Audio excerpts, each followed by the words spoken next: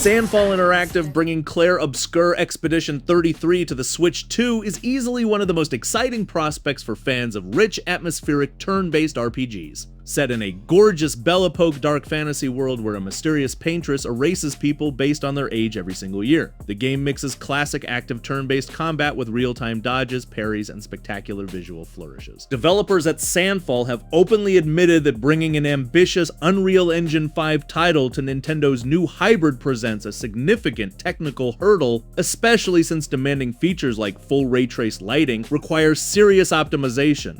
Thankfully, lightweight rendering solutions like Lumen Light combined with DLSS upscaling are giving the studio a viable roadmap to tailor the game specifically for portable hardware without stripping away its artistic soul. Turn-based combat has always felt right at home on handheld systems, letting players carefully plan out tactical skill chains, manage character abilities, and react to enemy attack rhythms while relaxing on a couch or traveling execution-based parrying, and dynamic combat triggers add a layer of action game reflexes that will keep players fully engaged during mobile play sessions instead of just mashing through basic attack menus. While the developers are taking their time to ensure the game meets strict performance standards before locking in a final release date, their commitment to solving these technical puzzles shows massive respect for handheld gamers. Escaping the Paintress's death curse while commuting on a bus sounds like an unforgettable RPG journey, proving that creative turn-based combat and portable hardware remain a match made in heaven. Watching these dramatic, painterly battles unfold with high visual clarity on a portable screen will give RPG lovers every reason to dive deep into this unique universe.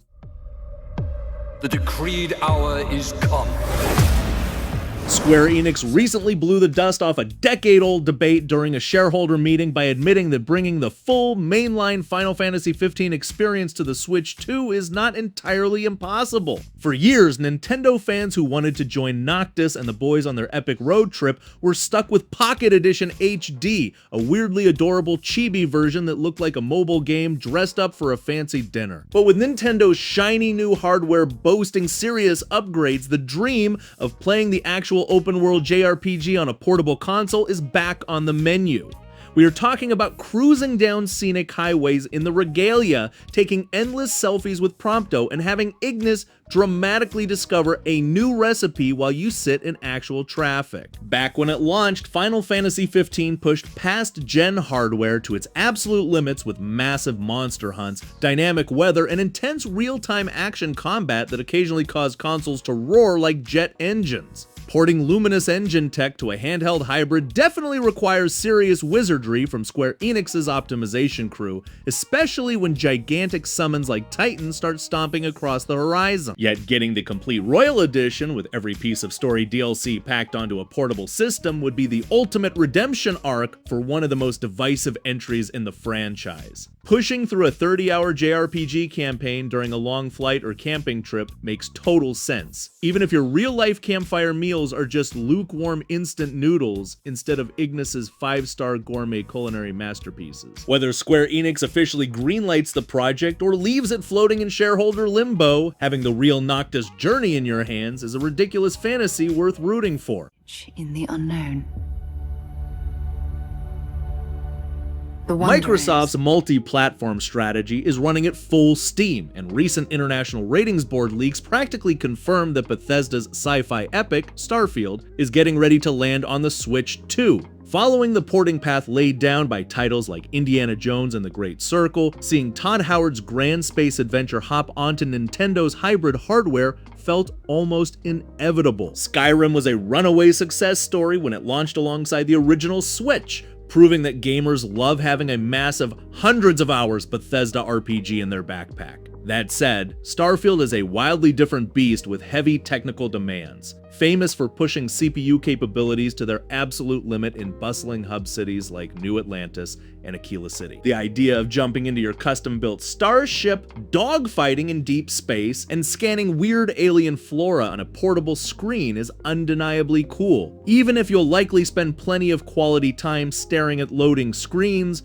Optimizing Creation Engine 2 for a handheld chipset means Bethesda's engine developers have their work cut out for them, especially considering how much fine-tuning the game needed across other platforms. Yet, with DLSS technology doing the heavy lifting to keep frame rates stable, exploring 1,000 procedural planets while lounging on your couch might actually become a surprisingly smooth reality. You might still end up encumbered because you insisted on hoarding every useless space sandwich you found, but having the entire settled systems running on a portable device is wild. Love it or meme on it. Starfield dropping on Switch 2 represents a major milestone for Xbox's aggressive third-party expansion, and an absolute massive win for portable RPG fans everywhere.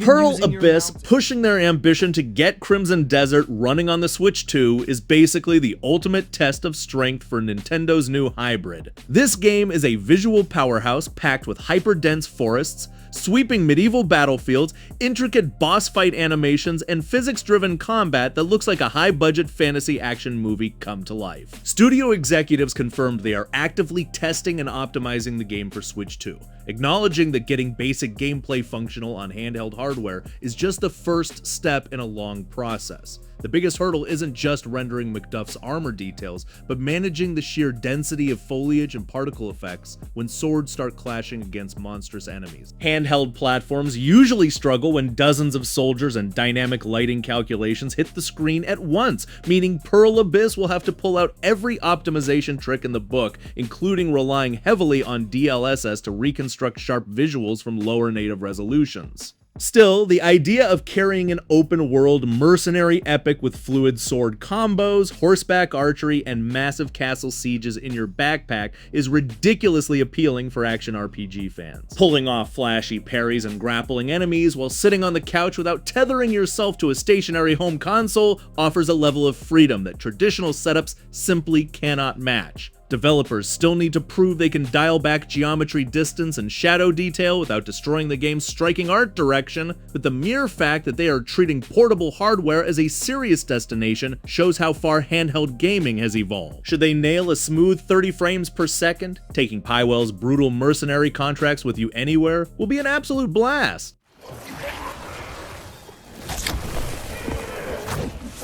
Blizzard and Nintendo have had a pretty solid relationship, with Diablo 3 becoming a staple on the original Switch and showing everyone how smoothly an isometric action RPG can translate to handheld Joy-Cons. Now, multiple industry insiders and trusted leakers are pointing toward Diablo 4 making the leap over to the Switch 2, bringing the dark, rainy, demon-infested hellscape of Sanctuary directly into your hands. Since Microsoft completed their massive Activision Blizzard acquisition, their strategy has shifted toward putting their biggest live service franchises on literally every piece of screen-equipped plastic in existence. Diablo 4 seems like an absolute no-brainer for that push, especially given how well the engine scales down across various PC handhelds like the Steam Deck. On Nintendo's upgraded hardware, we could finally see smooth 60 frame per second mob slicing without the console sounding like a jet engine preparing for takeoff during a chaotic Helltide event. The real challenge won't actually be rendering thousands of exploding skeletons, but rather dealing with the game's mandatory always-online connectivity while you're out in the real world away from home Wi-Fi. Losing your connection right in the middle of a world boss fight because your train went into a tunnel is the kind of controller-snapping frustration that builds real character.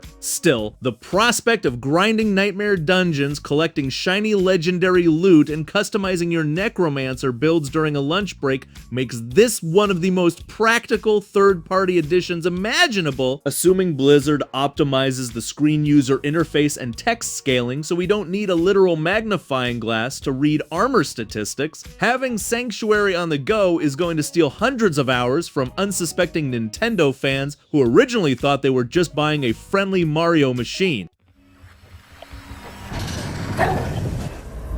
I I got a letter. Bloober Team has never hidden their affection for Nintendo consoles, with executives openly praising the GameCube's legendary horror lineup like Eternal Darkness and saying they want the Switch successor to become a true hub for scary games. Rumors have been buzzing continuously that their critically acclaimed Silent Hill 2 remake is heading to the Switch 2 once Sony's timed console exclusivity window officially shuts down. Taking one of the most atmospheric, psychological horror masterpieces in history and putting it on a portable device sounds like a dream for people who love playing games under the covers at 2 in the morning. However, there is a giant fog-covered elephant in the room. Performance Silent Hill 2 is a heavy Unreal Engine 5 title that gave high-end PCs and the PlayStation 5 a serious workout with its dense volumetric fog, intricate reflective puddles, and horrifyingly detailed creature models. Porting James Sunderland's trauma-fueled stroll through silent streets to portable hardware will require Bloober Team to pull off some massive technical optimization wizardry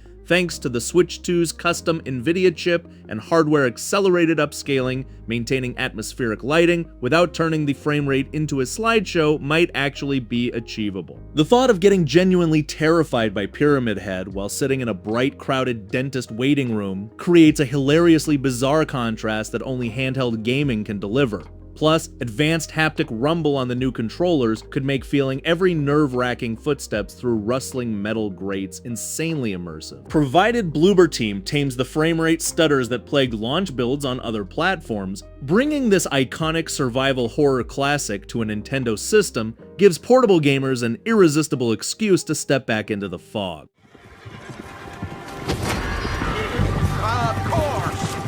Rockstar Games making Arthur Morgan's slow-burn Western masterpiece portable feels like the final boss of handheld open-world achievements. When the original Red Dead Redemption made its way to Nintendo's portable hardware, fans were already impressed by how crisp outlaw life looked while riding the train to work, but taking a massive, hyper-detailed living ecosystem like the sequel on the go is an entirely different rodeo. We are talking about a world where horse hooves leave individual grooves in the mud, snow deforms under your boots, and NPC storekeepers remember that time you accidentally knocked over a display case 3 days ago.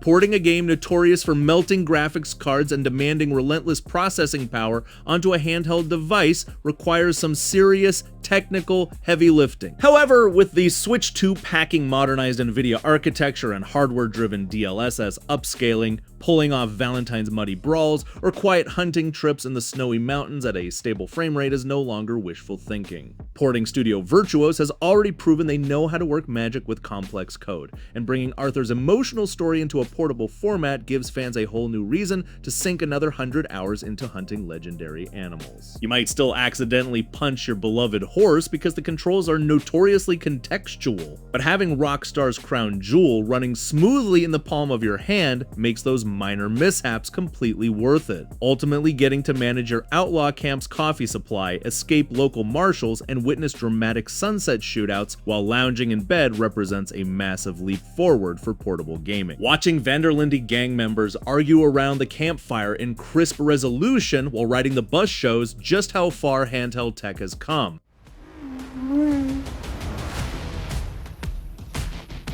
Bugbear Entertainment built their reputation on making metal crumple in the most beautiful ways possible, and after the original Wreckfest pulled off a surprisingly solid performance on Nintendo's original hybrid, rumors of Wreckfest 2 hitting the Switch 2 are making Demolition Derby fans very happy. The first game was an absolute riot, taking arcade demolition, racing, realistic soft body damage physics, and pure junkyard chaos, then somehow squeezing it onto handheld hardware without sacrificing the soul of the destruction. With Wreckfest 2 stepping up the engine with even more complex vehicle deformation, dynamic track deformation, and detailed debris physics, the Switch 2's beefier specs are arriving at the exact right moment. Destruction racers are built for quick, explosive gameplay sessions, making this franchise a tailor-made fit for portable play where you can boot up a race, completely obliterate 3 lawnmowers and a school bus, and put the console back in sleep mode within 10 minutes.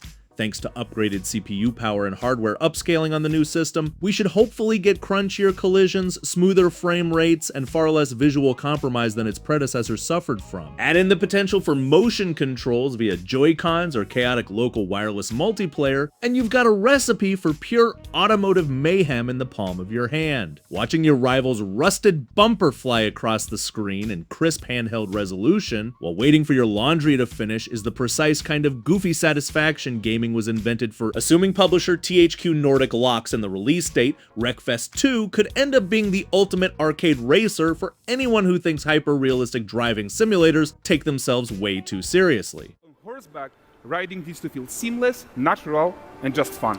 Yeah, and when CD Projekt Red managed to cram The Witcher 3 onto the original Nintendo Switch back in 2019, it felt less like computer engineering and more like dark sorcery involving sacrifices to ancient Slavic deities. Sure, Geralt looked like he was smeared in Vaseline whenever you dock the console, but the absolute mad lads actually got the whole giant open world running on hardware weaker than a modern refrigerator. Fast forward to today, and whispers are swirling that the studio's next grand adventure, codenamed Polaris and kicking off a brand new Witcher saga in Unreal Engine 5, could eventually make its way onto the Switch 2. Now, CDPR has made it very clear that they learned their lesson from the messy launch of Cyberpunk 2077, explicitly stating they are building and testing on consoles from day one this time around. But bringing an unreleased, bleeding-edge UE5 monster featuring full-scale monster hunting, massive city densities, and complex lighting down to a portable hybrid is still a staggering proposition. With the Switch 2 packing updated architecture and DLSS upscaling, the impossible might actually look crisp instead of resembling a pixelated watercolor painting. Imagine taking Ciri's rumored lead journey or a fresh Witcher's quest with you on the morning commute without worrying about your hardware catching fire in your hands.